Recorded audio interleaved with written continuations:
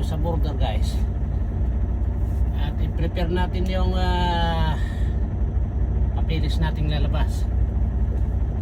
At maglinis ng windshield guys. Tignan nyo naman yung windshield. Dumi-dumi. Tapos pati ano, i-sprayan natin guys para malinis namang papasok tayo sa Canada. May ayon dito sa magaling kong GPS, mula dito hanggang border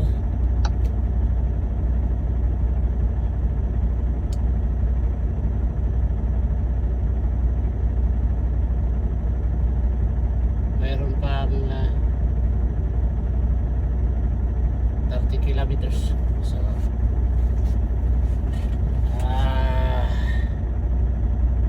maglinis ng truck, i-prepare ang papilis para pagpasok natin sa border guys, walang hassle. Kasi medyo stricto sila sa border. At mag-iisip tayo guys kung kakain tayo o hindi. Yan muna guys, magandang gabi, magandang hapon. Buntara-tara.